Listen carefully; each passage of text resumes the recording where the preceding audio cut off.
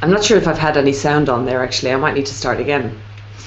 So if you can hear me now, I'm Barbara Turley and founder of Energized Wealth, and you're watching the Wealth Unplugged Live, which is a live hangout that I do every Friday morning here on Google. And the point of this hangout is to give you a chance to ask me questions. So I think my sound is on now. Can somebody give me a thumbs up if you can hear my sound?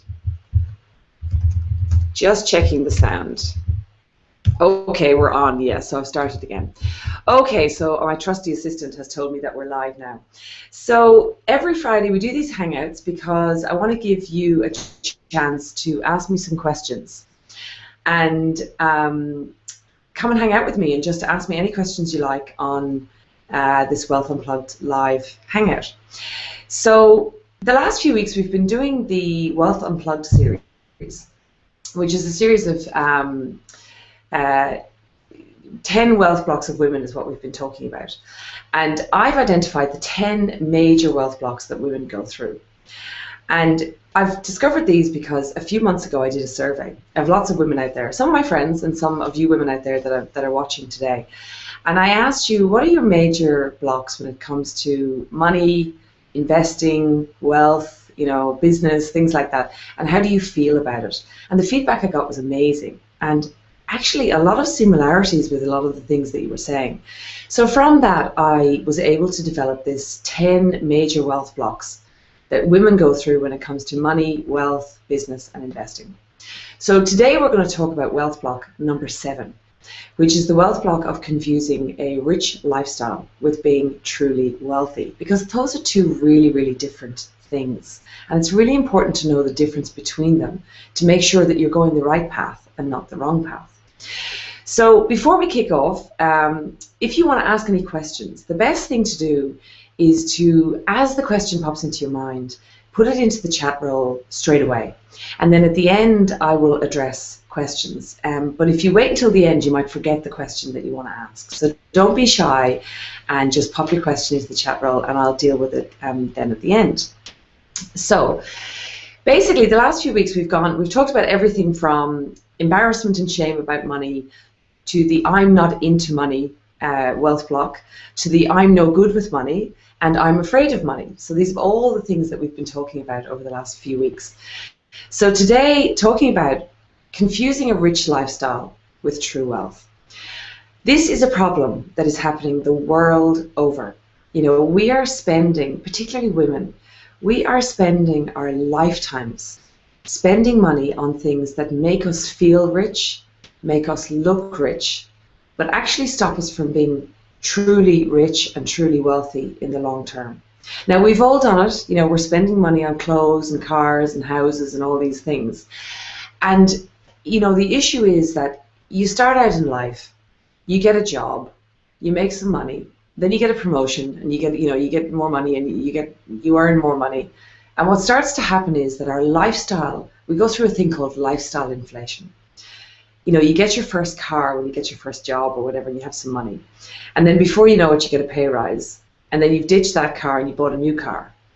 And then the banks manage to get hold of you and they decide, now it's time for you to buy a house. And, the whole of society leads us on this path of always wanting more and showing us that we can have it all. You can have the big house, you can get the $1 million mortgage, you can load yourself up with debt and have the lifestyle that you want and travel around the world and have holidays and all these amazing things that we all really want.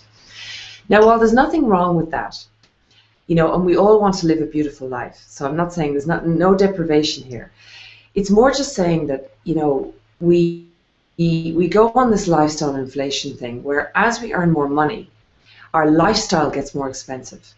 And then that's how we end up in the rat race. And we end up in a situation that in order to fund the lifestyle we now have, we have to keep pedaling really, really hard to pay for that lifestyle. And we have to keep working and working and working to make the money that is used to fuel the lifestyle. So taking a step back, how do we get out of this trap? We are told that the best thing to do is to get a mortgage early on in life. But let's focus on the mortgage thing for a little while because most people fall into this trap. The thing about a mortgage is when we go to the bank, and we go in and we say, this is how much money we earn. The bank will calculate, and you will calculate, how much money you can afford to spend every month on paying back a mortgage. And then that will dictate the size of the mortgage that you get, which is awesome. Then you go out and buy this amazing house and you just love life and everything's perfect. Except the amount of money that you're spending on that mortgage, it's probably going to take you 30 years to pay it off. And the reality is that the house itself is going to cost you 3 or 4 times the price of what you actually think you're paying in terms of interest and, you know, all that stuff over the course of the 30 years. But as long as you can make your monthly repayments, you think, okay, everything's fine. But honestly, in doing that, we're actually trapping ourselves in a you're in a lifelong trap with that sort of thing. And really what we should be thinking about doing is saying, you want to be paying that mortgage off much faster than 30 years so that you reduce the time it takes to actually get out of that kind of debt and actually onto a better path.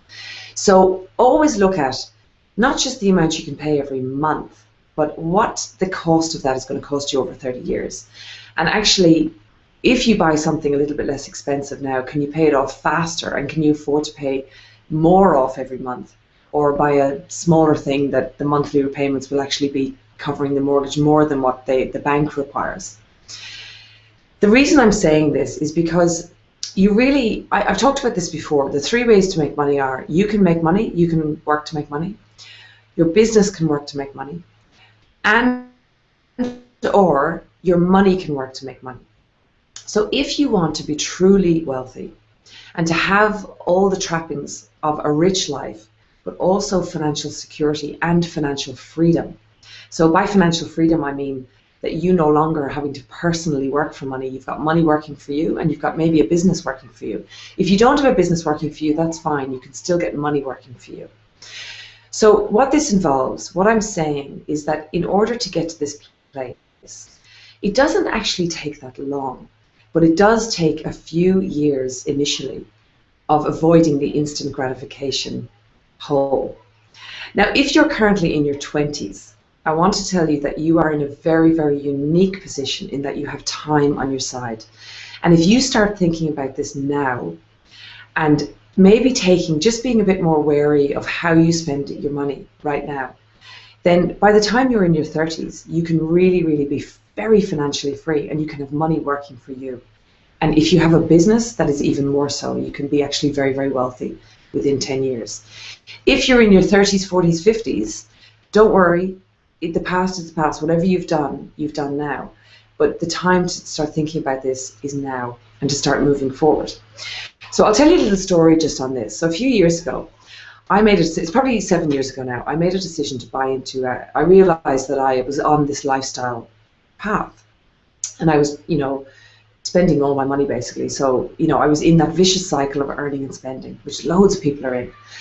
And I realized that very quickly I thought, oh my God, I'm going to have to get money working for me. I have to get financially free. So I bought into a business, and, to cut a long story short, that has turned into the greatest thing that I ever did. And I worked in that business, and we built it with a group of other people together. And I went on this crazy ride for 6 or 7 years. But it has resulted in me today being very financially free. Now, the first 2 to 3 years of that, though, were terrible. I had to sell my car. I had to sell everything to try and get into this business and to make it work. And really, it was about the first 2 years were painful. I couldn't really buy clothes that I wanted, and I had to cut back on everything. But because I tied it to a much higher goal for me, it made it a lot easier to do it. And I knew why I was doing it, because I wanted to have long-term freedom. So I would urge you to really think about, just stop trading, your money for the rich lifestyle now, and start getting strategic with things. Start getting more savvy with your money and with your time and your energy, and start thinking about where you really want to go in life. And then start working to make that happen and getting money to work for you today, rather than waiting until you're in retirement when you have nothing anyway, if you don't start doing it today. So I have one question coming in there. I think I've got a question coming through. So we'll take questions now. Okay, so I've got a question from Evelyn. Hi, Evelyn. Hi, Barb. Do you think young girls are more susceptible to confusing rich lifestyle with true wealth because we tell them to love shopping? Oh, Evelyn, that's a great, great question. And, there is a big movement globally out there at the moment. I mean, with girls, we are all brought up, this shopping addiction is really ingrained in us from childhood. And it's our mothers ingrained it in us, and we as mothers are ingraining it actually in our children. And the media are ingraining it in our children as well. We call it retail therapy. We have all these little girls running around as princesses today and wanting to go shopping, and we've got the Kardashians on television promoting this materialistic lifestyle, and it's really being ingrained in women that we need to be, have different dresses every time we go out, that we need to have a massive wardrobe full of, bulging full of clothes that we never really wear, that we always have to be perfect, that we have to have our nails done all the time, and it has to be in a salon, and it's more that we're not individually ingraining it in our girls, but as a society, we are really ingraining the concept of women and money is a very materialistic concept, much more than men actually. And it's really us women that are driving the materialistic thing in society with ourselves. And the addiction to shopping is driven commercially. It's driven by the shops. Every time that we feel down on ourselves, our automatic reaction is to go out and shop, to go online and shop. Shopping makes us feel better. And we're in this kind of vicious cycle of this emotional roller coaster around money and around how we feel about ourselves and how money can make us feel about ourselves. So, I don't think we're consciously making our girls feel this way, but I think our own actions and what our little girls are seeing our mothers do and our sisters and the whole of society really, shopping is designed for women. And there's nothing wrong with that. There's nothing wrong with shopping, but not when it's at the expense of your own financial security and your own financial freedom. So I think as women, I've said this before, what is the solution to teaching our girls more? Well, the solution really is that we start to change our own habits, and then our younger girls and our teen girls and our children, they will pick up different messages from us because we're the closest thing to them. Can't help the media, but the media, if women take a better stance on this, the media will have less fodder to chew on, is what I would say. So, it's really up to us to take the lead and not blame anybody else for it. So we've got a few more questions. Hi Barb, how do you stay motivated to continue saving and become strategic with your time, money and energy and avoid falling into the trap of the one more treat, i.e. one more handbag and getting stuck in the cycle? Okay, this is another great question, and one I can give you some really good strategies on today. So in my 7-step wealth success map, in my formula, as the very first step, I always teach people, it's basically the steps to wealth. Now, the steps to wealth are not hard. They are very, very simple. They're very straightforward, and they have never changed over time. So don't worry about the get-rich-quick schemes that are out there. Nothing has ever changed. The steps to wealth are still the same. They are simple, but they're not necessarily that easy. You need a little bit of discipline to do it. Now, discipline. Discipline's a boring word. Budgeting is a boring word. Saving is a boring and scarcity mindset word. So how do we get out of this, and how do we stay motivated to stay on the path? So how I've gotten around this with clients is the first step in my 7-step plan is to talk about your personal vision. And I say to people, forget about your job, forget about your business, forget about money for a second, because those are not really the things that matter in life. What truly matters is, how do you want to feel every day? What are your true core desired feelings? When you're an old lady and you look back on your life, what do you want to see? And then we get really, really clear with what lights you up inside. What are the things, because it's different for everyone. So for example, for me, I want to feel free. So for me, freedom is my highest value. For some people, another friend of mine, it's security. She wants to feel secure, and that's to do with her background and her family and everything, but she wants security. Other people want choices. Now, I would say choices would be similar for me because it leads to the feeling of freedom. So you want to get to, what is the feeling that I'm after? Do I want to feel safe? Do I want to feel free? Do I want to feel energized? All these different things, enthusiastic. vibrant? How do I want to feel? And when we fully decide what is the feeling that you're after, then you can come to after that, you look at your spending and how you're spending your money right now and ask yourself, is what I'm spending my money on actually getting me closer to truly feeling this way, or is it taking me further away? Now, you got to be careful with this, because some people would say, I want to feel free, or I want to feel decadent or beautiful, so I'm spending all my money on clothes that make me feel that way. What I would say to you is, I did this for years. I spent money on things that made me feel free. Like I spent my money on adventurous holidays and experiences, and, all these things. But what I quickly realized was those things were making me feel free, yes, but free for a moment, and ensuring that I was actually trapped for a lifetime. Because every time I spent my money on those things, I felt free. And then I had to go back and work to make money again, to feel free again. And then go back to work to make money again, to spend, to feel free again. So you see the cycle, you're in this vicious cycle. So what did I do? I quickly realized that if freedom is my highest value, then I'm going to have to find a way to get money working for me, so that money produces passive income for me, so that I don't have to work for the money that's going to create freedom for me. Now, it took 5 or 6 years for me to put this together, but I did achieve that, and now I actually have money working for me, so that I don't actually have to work for money. I do work for money in that I build my business, but I'm doing that because I enjoy that. And I want to get my business working for me to create even more money, so that I can do even more amazing things out there. Like I'd love to have a foundation or launch a charitable trust or give back somehow. So what I'm saying to you is that the core value that you've got to figure out, what is your core value? What is your core desired feeling in your life? And the best way to achieve that feeling, to be honest, is to get financially free. And the best way to get financially free is to stop spending your money in frivolous ways today, and get on a path and a plan so that you'll be there in, let's say, 3 to 5 years. Some people will tell you can be there in 12 months. Now, if you have a business that has if you have a business with the right strategy, can you become a millionaire in a year or two? You can. You can do it in 12 to 18 months, but you got to have, there's a lot of strategy in that. So let's be a bit more realistic. Can you do it in 3 years? Can you get more stable in 3 to 5 years? 100% you can.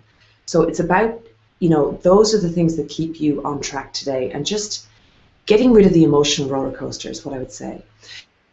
Now, if this is something you want to dive deeper into, I want you to go to my website, and I want you to download.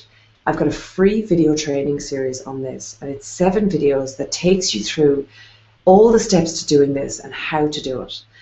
Each video is only about 5 minutes long, and I deliver them to you over about 2 weeks. So you just get a little video every few days of 5 minutes, so you don't need to spend ages with this, and it gives you the map. It's called the 7-Step Wealth Success Map. So you can get that at this web address. It's wealthsuccessmap.com. So if you go to wealthsuccessmap.com, you can download the videos there, and I really urge you to do that, because it will absolutely change how you think about money and this rich lifestyle versus true wealth. So true wealth, let's just define that for a second. True wealth is when you have financial freedom, so that money is actually, you're not really having to work for money. Money works for you, and your business works for you and pays you, so that you can go out and use your time and energy and creativity to do amazing things in this world. So I hope that has really inspired you to think differently. I'm not sure, I don't think we have any more questions, but those were really good questions that we got today.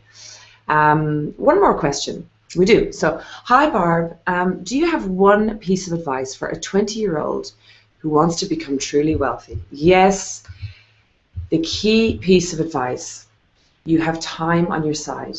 Now, when it comes to money, money loves time. You have time. And I want to talk to you very quickly about the power of compounding and what this means. So, money, the 8th wonder of the world, Einstein had identified the 8th wonder of the world as the power of compounding, compound interest. Now, what do I mean by compounding? Let's say if you put $100 into a bank account when a child is born, and that money earns interest over the, every year. Now it's tiny. In the beginning, it's so tiny that, it's nothing. But if you allow that, so let's say you put $100 in the first year, the money earns $3 of interest, okay? So the next year you have $103 in there.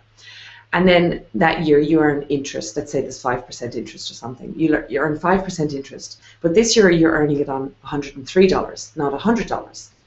So the following year, let's say you have $108 in the bank account. Then you earn interest on $108 and so on. So this goes on year after year after year. So that by the time the child is, let's say, 20, that money has compounded every year over the life of, if you leave it there and you don't take any out. And you can end up with quite a substantial amount of money in the end. So let's say you're 20 now. I want you to really think about this. You don't need hundreds of thousands of dollars in order to become very wealthy in the end. If you can just start putting, I'm talking $1,000, try to save $1,000 a year and put it away into either an investment account.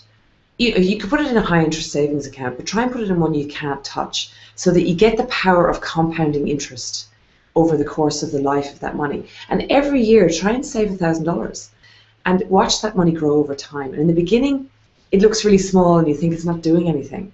But what happens is that money starts to snowball over time. And then you get quite excited and you'll start to save a little bit more. But it's not about saving hundreds of thousands. It's just about paying yourself first. So any money you earn, even if it's only $50, put it into that investment account. And I can't stress it enough. I say it every week. Get savvy with your money and start understanding how money works. Now, if you're interested in this topic and a great program for someone who's 20, I have a program on my website called the Get Energized program, and it's a real foundational money training. Now I'm updating some of the videos just right now, so we're updating videos and it's going to be ready in about a week or so. But if you want to get deeper into this, I talk about the power of compounding in there. Then go on the site, look at the free training, and in a few weeks time go on there and have a look at the Get Energized program. For those of you who maybe have a business or want to get really serious about this, then shortly I'm doing a product launch on my other big training program, which is it's a 3-month long, like deep dive intensive training program that really gets you on the path to wealth. And that's called Get Savvy Academy. And that's starting this year, which we're in 2014 now. It's starting in September. So we're currently in beginning of July. So shortly that will be launching. Okay, so I think that's plenty of stuff to think about for today. The final note I'll make on this confusing a rich lifestyle with true wealth is that you get on the treadmill and the rat race starts, and then you get exhausted trying to keep up in life and trying to keep up with your neighbors and your friends and all the stuff that they have. And what actually happens is then you go out and try and find a way to solve the problem, and you find all this money advice online. It comes at you in droves, and you get confusion and overwhelm then sets in. And I talked about that a few weeks ago, so if you haven't seen that video, on my website, go back and see the replay of the confusion and overwhelm wealth block, because that's a huge one too. Okay, so next week we are going to be talking about wealth block number 8, which is another great one. Now, wealth block number 8 is the block of being a great saver. Now, we're all told to save more money, right? I'm going to talk next week about why being a great saver is also a wealth block, because the great savers really struggle with a few key things, and it's an interesting topic. So I'd urge you to come back next week when I'm going to be talking about that topic. Also, if you want to know when these hangouts are happening, then jump on my website to energizewealth.com/live, and you can sign up to get the reminders of these hangouts. And I'll send you the reminder every Thursday, probably Wednesday if you're in the US, and then you can jump online with me here. Okay, so that's enough, I think, for this week. Next week, come and join me, share it on your Facebook page, and get your girlfriends to come along and join us too, and get your questions ready about saving. Okay, I'll see you then.